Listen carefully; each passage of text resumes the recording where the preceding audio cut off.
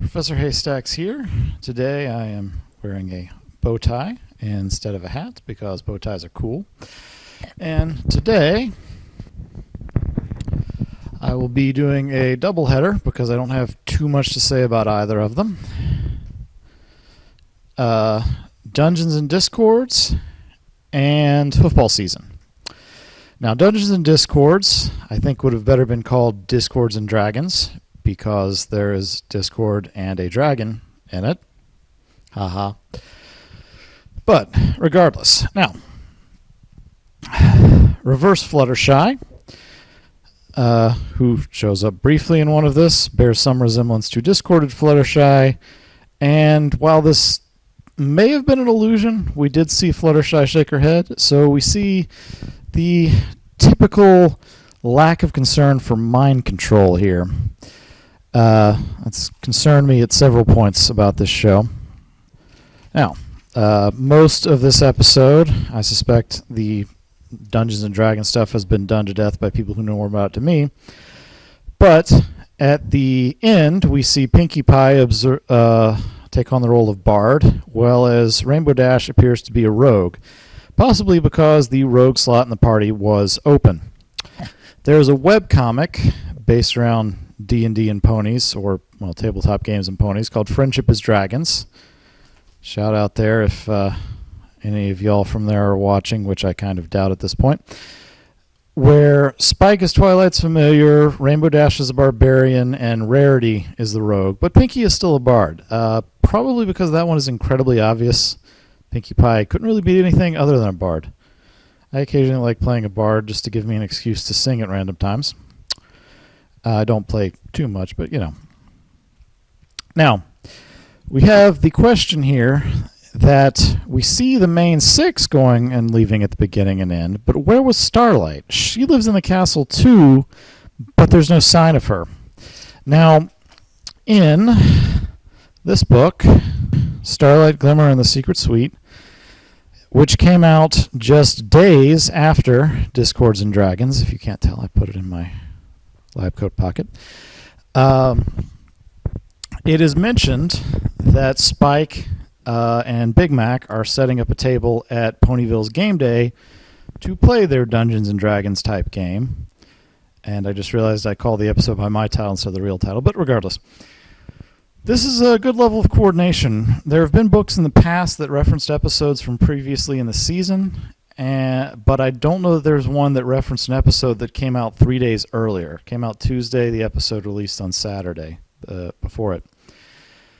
This gives me some confidence in the canonicity of the original fiction books.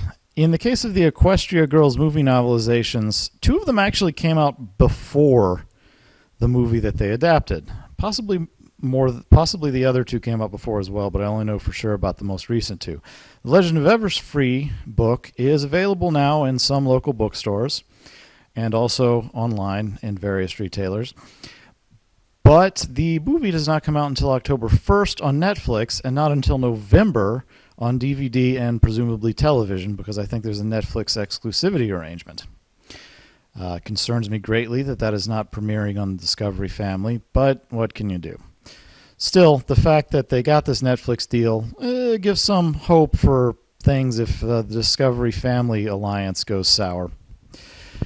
Regardless, in Starlight, Glimmer, and the Secret Suite, we thus see that it happens inevitably after this because they also reference Discord playing the game.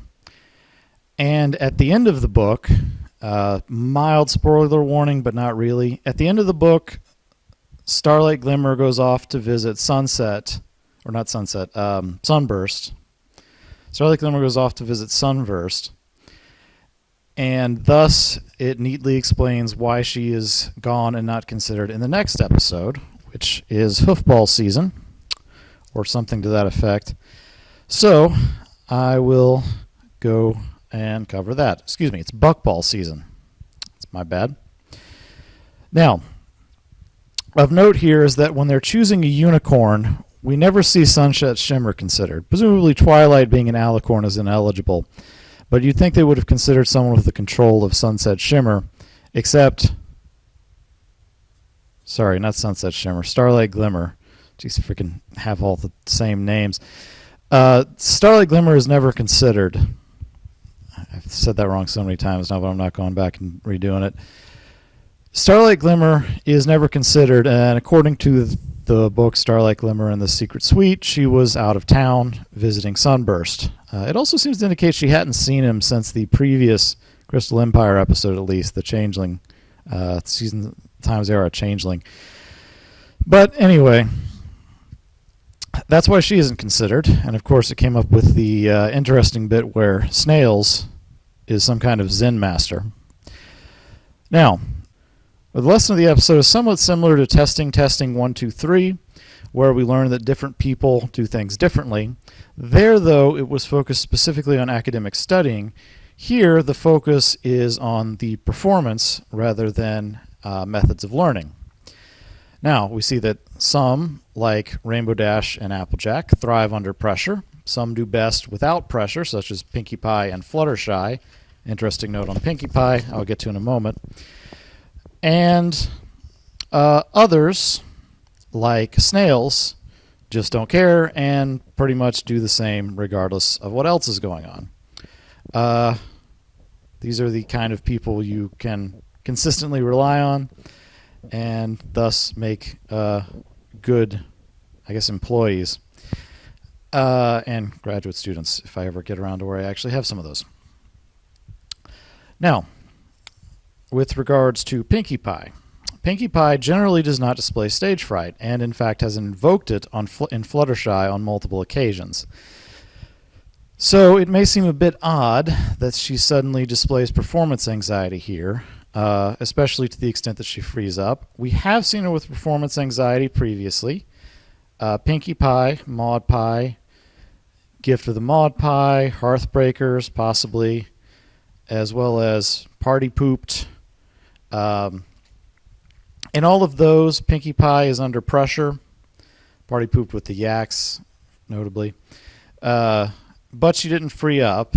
She didn't freeze up in any of those instances, but trying too hard resulted in her messing things up. Given that she now has a long track record of when she is nervous and tries to do things anyway, things turn out generally worse than if she had just done nothing. So perhaps that has contributed to her freezing up. Although to be fair, in Party Pooped, it was the messing up that gave her the ultimate idea. But in Gift of the Maud Pie, possibly Hearthbreakers, Maud Pie, and Pinkie Pride, things arguably would have turned out better if she had just done nothing. In Maud Pie, yes, the main six may not have bonded with Maud, but Pinkie Pie wouldn't have nearly gotten killed. So, you know what, let's call that one a wash. Pinkie Pride, if she had been willing to, handle things a little more gracefully, things would have turned out better. But if she had just not insisted on turning it into a competition, things would have turned out better. Gift of the Maud Pie, she could have easily substituted a different gift, and again, that would have saved everybody a lot of trouble. And in Hearthbreakers, if she and AJ hadn't worried so much about their families getting along, their families might have gotten along sooner. Also, Holder's Boulder wouldn't have rolled down the hill, and they wouldn't have had to push it back up. So, now mind you, there's good reasons those things happen. This is a character arc for Pinkie Pie. And so in this one, she now is freezing up under pressure on the notion that previously, when she soldiered on anyway, she kind of messed things up. Consequently, this can count as character development for Pinkie Pie. Character development doesn't always have to trend toward the same ends. We'll see if they do something similar if Pinkie Pie is ever put under performance anxiety again. But regardless, this episode, following on the last one where they went to visit Yakakistan, we apparently aren't going to get to see that. Shame. Might have been amusing. Also, in one scene, which should show up on the screen there, we see a female that resembles Bulk Biceps living apparently in Appaloosa. Could be his sister or mother, but since Brayburn is Applejack's cousin, it would make the most thematic sense if that is Bulk Biceps' cousin. And that would be kind of neat. I was half expect a feminine voice to go, yeah! Somewhere in there, but we did not get that, sadly.